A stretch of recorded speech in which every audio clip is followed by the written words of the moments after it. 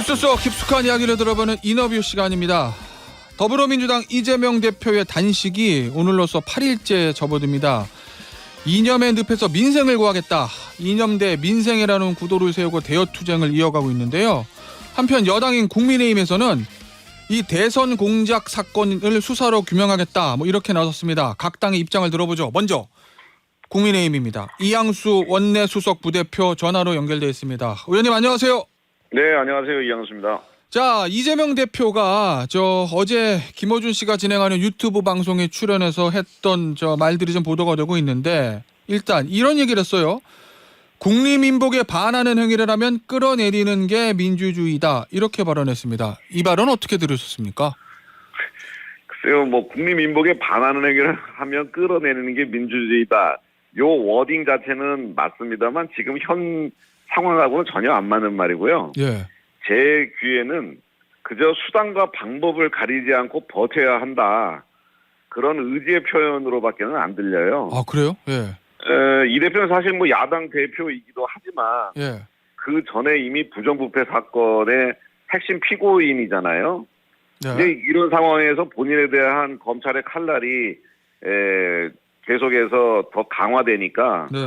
그 권력을 좀 사적으로 이용해서 야당 대표라고 하는 권력을 본인의 방탄에 좀 활용하려고 본인의 지지자나 민주당 지지자들에게 예. 이런 이야기를 해서 저항하는 거 아닌가 하는 생각이 들어요. 지지층 결집 수단이라는 말씀이신 거죠? 예, 왜냐하면 탄핵이다, 끌어내려야 된다, 네. 이런 얘기들은 사실 그 헌법이나 법률을 통치자가 위반했을 경우에 이야기해야 되는 건데 예.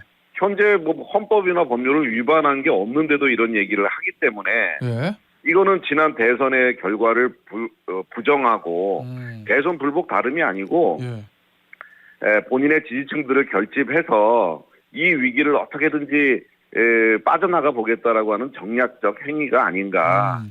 이건 제가 보기에는 좀 어이없는 이야기라고 생각합니다. 알겠습니다. 자, 어제 이제 이재명 대표가 했던 얘기 하나 더 짚어보면 내년 총선에서 여당인 국민의힘이 다수당이 되면 시스템과 문화, 법제도를 통째로 다 바꿔서 장기 집권이나 무력으로 영구 집권을 꾀하는 게 아니냐. 이런 주장도 했거든요. 이 주장은 어떻게 들으셨어요?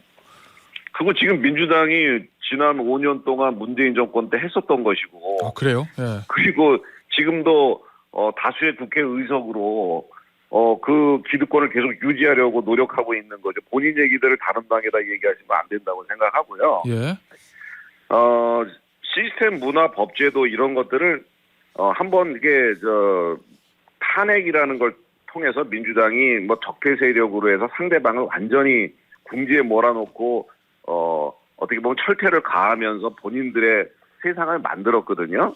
예. 그런데 이제 그것에 대한 반동이 또 정권이 바뀌면 나타나게 되는데 그거는 지금 대한민국 국회 의석을 압도적으로 그 민주당이 차지하고 있기 때문에 예. 그 기득권을 놓치지 않고 있어요. 이런 상황에서 이제 여당이 다수당이 되면은 이제 자기네가 이제 그런 기득권을 다 내려놓는다는데 예. 사실 비정상을 정상화한다는 차원에서 예.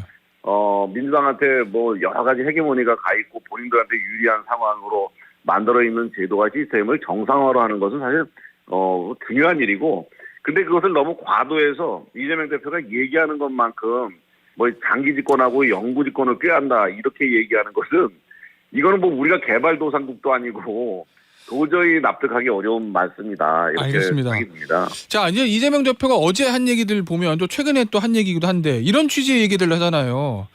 이제 윤석열 대통령에 대한 비판 중에 이 대통령 뜻에 반대하면 정치인이든 일반 국민이든 반국가 세력으로 공격한다. 이런 논리로 윤석열 대통령의 문제를 지적을 하던데 이런 지적에 대해서는 어떻게 생각하시나요?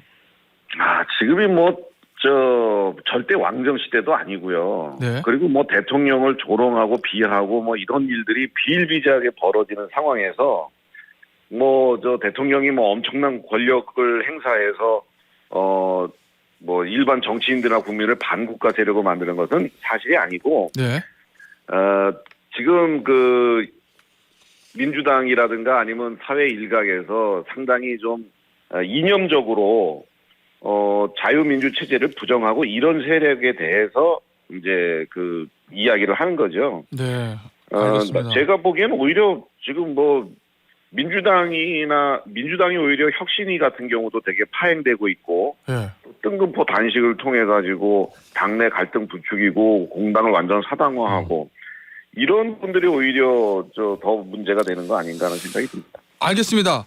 자, 주제를 좀 바꿔보죠. 의원님, 지금 뭐 네. 국민의힘에서 이 대선 공작 의혹 사건, 이거 이제 TF를 띄우고 본격적으로 좀 드라이브를 걸려는 것 같은데, 일단 네. 국민의힘 의원들 제가 인터뷰를 해보고 국민의힘 논평을 보면 이 뉴스타파의 보도, 네. 이 보도에 민주당이 개입되는 것 같다라는 이제 얘기들을 많이 하시지 않습니까? 네. 어떤 혹시 근거라든지 어떤 증거 이런 것들을 좀 가지고 계신 건가요? 지금 뭐 아주 뭐 확실한 객관적 증거라고 하는 것은 없습니다만 예. 민주당의 연루를 의심할 수밖에 없는 합리적 의심이 드는 거죠. 그건 왜 그렇죠? 대선 3일 전에 윤석열 대통령 후보가 대장동 사건의 몸통이다라고 하는 조작 방송이 이루어지고 예.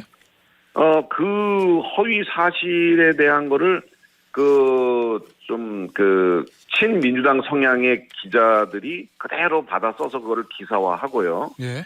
그거를 민주당 정치인들이 또 뭐 SNS나 이런 걸 통해서 막 확대 재생산을 합니다. 네. 그 말을 다시 또 기사화합니다. 그러니까 이렇게 아주 이렇게 악순환을 하면서 확대 재생산하거든요, 이 기사를. 네. 그러니까 이거는 큰 민주당 세력이 예. 이렇게 서로 도와가면서 서로 합의하에 이 문제를 키웠다는 것이죠. 사실 예전에는 예. 그 독재 정권 시절에는 북풍이나 총풍 이런 걸 통해서 그런 것들이 좀 있었죠. 선거 전에 독재 정권들이 그런 것들을 악용했었는데 예. 가만히 보면은 그 이후에 민주주의가 이제 안착이 되는 이런 상황에서는 민주당이 계속해서 그런 일들을 하고 있는 것 같아요. 예전에 이회창 대통령 자제분의 병역 비리 김대엽 병풍 씨 사건 말씀하시는 거죠? 김대엽 병풍 조작 예. 사건.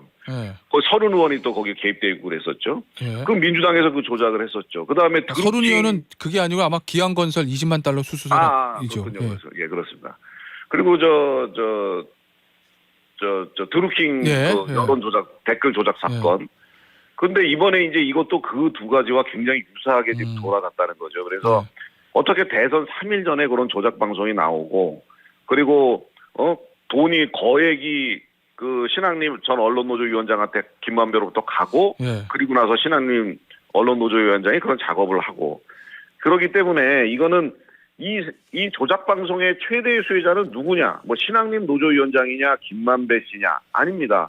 이재명 대표와 민주당이 그 조작 보도로 가장 큰 이득을 보게 돼 있거든요. 예. 그러니까 연루를 의심할 수밖에 없는 거고. 그럼 그거를 TF에서는 어떤 식으로 밝혀 나가시고 어떤 식으로 대응을 하실 예정이세요? 지금 보니까 다 언론사 기자들하고 언론사들 고발하셨던데 그거 외에 어떤 다른 구체적인 계획들이 좀 가지고 계신 건가요?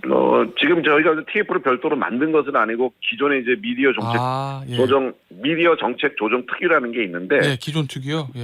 줄여서 이제 미디어 특위라 그러는데 이 미디어 특위에서 예. 그동안 이제 방송이나 언론 미디어 이제 관련한 일들을 해오는 특위입니다. 그런데 거기에서 이제 다른 업무들을 지금 다 중단을 하고 이 문제가 워낙에 크기 때문에 여기 집중하신다는 말씀이시죠? 집중을 하고 있습니다. 예. 자, 의원님. 여기서는 고발뿐만 아니고 이 사건의 실체에 접근하기 위한 이제 기존에 이제 언론계에 있던 분들로 이루어진 특위이기 때문에 그 언론계 내부 사정을 잘 알죠. 사실 이 사람들이 신학님 씨나 이런 분들이 조작 방송을 하기 전에도 나중에 그 조작 방송을 기사화 막 한 기자들이 기자실에서 이 문제를 키우기 위해서 기사 쓰기 전에 며칠 전부터 말로 계속 확대하고 이렇게 다른 기자들한테 얘기하고 했던 정황들이 있지 않습니까? 예. 그런 것들이 있어요? 그런 것까지 지금 다 파악을 하고 있습니다. 기자실에서 있었던 얘기들요. 알겠습니다. 네. 자, 그런데 오늘 자정에 김만배 씨 풀려났는데 김만배 씨 인터뷰 들으셨는지 모르겠는데 제가 말씀을 드리면 신학님이 씨가 녹취하고 있는 거 몰랐다. 2021년에 윤석열 대통령이 대검 중수과장으로서 그런 영향력 있는 위치에는 있지 않았다고 생각한다. 대선 국면을 바꿀 만큼 제가 그렇게 능력 있는 사람은 아니다. 이러면서 의혹 전면 부인하거든요. 이건 어떻게 들으셨어요? 뭐 김만배 씨로는 당연히 네. 그분의 입장으로서는 부정을 할 수밖에 없는 거죠. 아, 그래요? 하지만 예. 예, 부정을 할 수밖에 없는 거지만 그 당시에 네. 김만배 씨가 그 조모 씨에 대해서 어떻게 이야기해 달라라고 이야기한 거 있지 않습니까? 그게 네. 이제 조모 씨의 진술에 의해서 나오잖아요. 예. 그거를 잘 들여다보면 그리고 그 조모 씨의 진술이 사실이라면 김만배 씨가 지금 하시는 말씀은 믿을 수 없는 이야기라고밖에는 볼 수 없죠. 자, 그러면 김만배 씨는 거짓말하는 것 같고 그럼에도 불구하고 이렇게 부인할 수밖에 없는 거는 왜 그렇다고 보세요? 구속 추가를 안 되려고? 그거를 인정하는 순간 이건 엄청난 범죄지 않습니까? 이거는 그냥 예. 그냥 간단한 얘기가 아니고 예. 알겠습니다. 대선의 결과를 바꾸려고 한 국민적인 어떤 공부를 살 만한 일이기 때문에 그거는 본인이 부정할 수밖에 없는 거죠. 재판이나 이런 수사 과정에서 사실관계가 확정되기 전까지는 당연히 부정하겠죠. 그렇지만 거짓말일 거다라는 말씀이신 것 같고. 네. 자, 지금 윤리특위 구성이 돼 있잖아요. 여당 간사신데 네. 윤미향 의원에 대해서 국민의힘이 징계안 제출했습니다. 그리고 네. 제명까지 추진하겠다 이런 공식 방침을 내놨는데 글쎄 이거 윤리특위에 회부는 되는데 어떻게 처리되는 겁니까? 이거 앞으로? 이게 지금 통일부에서도 윤 의원의 그 행사 참석을 남북 교류협력법 위반으로 지금 판단하고 있잖아요. 예. 거기에 왜냐면은 총련이 그 행사를 주관했는데 거기 대법원이 총련에 대해서 반국가 단체라고 확정 판결을 했기 때문에 예. 그리고 그냥 그런 법적인 거 따지기 전에라도 아니 그 민단에서 하는 데 놔두고 왜 총련을 갈까? 이건 당연히 국회의원으로서는 할 일이 아니다 해서 이제 윤리위 회부를 했는데 우리가 이제 윤리위에 제소를 하고 윤리위 회의를 열어야지 이제 윤리심사자문위원회로 넘겨서 또 심사를 할 거 아니겠어요? 그런데 아직 회의가 안 열립니까? 민주당의 그 간사한테 제가 부탁을 했죠. 네. 윤리회의를 열자. 윤미향 건에 대해서 열자고 그랬는데 네. 민주당의 간사께서 민주당 입장은 이게 심각한 사안이 아니라고 본다. 이것 때문에 윤리위까지 열어서 심사를 하는 것은 맞지 않다 하고서 거절 의사를 밝혀서 네. 제가 지금 대단히 어리둥절한 그런 상황이었고요. 네. 그럼 앞으로 이게 진행이 잘 안 될 거로 보십니까? 예. 제가 보기엔 지금 완전히 윤미향 의원에 대해서 예. 민주당 의원들은 윤리위에서 심의하는 것은 물론이고 이거 도덕적으로 뭔 문제가 있냐. 장경태 최고는 총련이 다소 친북 성향이 있다 하지만 민주당 의원이 미국 공화당 가는 행사랑 똑같다 이런 식으로 얘기하고 있잖아요. 저랑 그래서 인터뷰에서 한 얘기입니다. 장경재 최고위원이. 그렇죠. 예. 그래서 이분들의 지금 시각은 윤미향 의원이 하나도 문제가 없다라는 걸로 예. 지금 민주당은 가고 있고 그리고 또 알겠습니다. 민주당 당원이 아니고 지금 무소속인데 우리가 어떻게 하냐 약간 예. 모르쇠로 또 일관하는 거 보면 네. 윤미향 의원에 대한 윤리위에서의 심사는 전혀 고려하지 않는 것 같습니다. 알겠습니다. 자, 의원님. 네. 강서구청장 보궐선거 있잖아요. 네. 당초에는 무공천 기류가 유력했던 것처럼 보도가 됐는데 네. 공천한다. 그리고 공관위 꾸리고 이 네. 김태우 전 구청장을 전략 공천하는 게 유력하다라는 보도들이 쏟아지고 있거든요. 갑자기 네. 당의 기류가 왜 바뀐 걸까요? 일단 제가 지금 사무총장이나 조직 강화 특위나 예. 이쪽이 아니라서 자세한 내용은 모릅니다만 네. 주변에서 들려오는 소리는 그 강서구청장이 거리된 이유가 네. 김태우 전 구청장이 공익적 제보자 신분임에도 불구하고 그런 판단이 난 거다. 그래서 이것은 귀책 사유가 확실하면은 우리가 후보를 내지 않는 것이 맞는데 네. 귀책 사유라고 볼 수 없기 때문에 우리가 후보를 내는 것이 옳다. 예. 그리고 내는 것은 그 절차에 대해서 아주 합법적이면서도 명분이 분명해야 되기 때문에 네. 지금 경선위로 하느냐 전략 공천으로 하느냐는 지금 시기 조절 방법을 아는 걸 선택을 한 것 같지는 않고요. 네. 알겠습니다. 그것에 대해서 이제 논의를 해서 공관위를 구성하겠다고 합니다. 자, 의원님 짧게 마지막으로 이거 하나만 좀 질문을 좀 드리죠.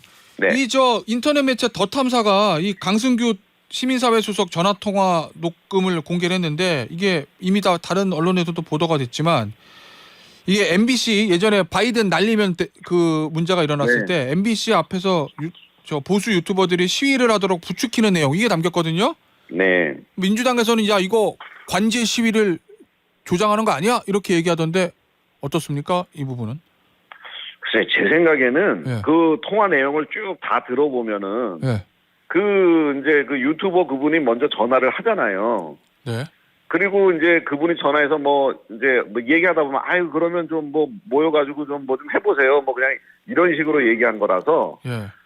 예를 들어 이게 이제 민주당 주장처럼 관제 데모가 되려면 네. 강승규 수석이 이제 그 어떤 분한테 전화를 해서 야 당신들 데모 한번 해라. 이 문제가 이런 문제가 있기 때문에 이 데모를 해줘야 된다. 그리고 뭐 장소나 규모, 구호, 그다음에 일시 이런 것도 상의를 하고 뭐 이래야 되거든요. 예. 근데 이거는 그냥 통화를 하면서 저 그 유튜버가 저 사람들도 어떡하지 그러니까 이게 그러니까 해보세요 이제 요 정도 수준이기 때문에 이거는 전화 통화에서 나오는 그냥 본인의 의견을 낸 것이지 그래서 민주당의 논평을 봐도 예. 관제 데모를 했다 이렇게 지시했다 이렇게 나오지 않고 예. 관제 데모를 지시한 것과 다름없다 이렇게 논평이 나왔더라고요. 예. 그래서 이거는 너무 말꼬리 잡기 하는 거 아닌가 하는 생각이 듭니다. 알겠습니다. 오늘 인터뷰는 여기서 마무리하도록 하겠습니다. 지금까지 국민의힘의 이양수 수석 부대표였습니다. 감사합니다. 감사합니다.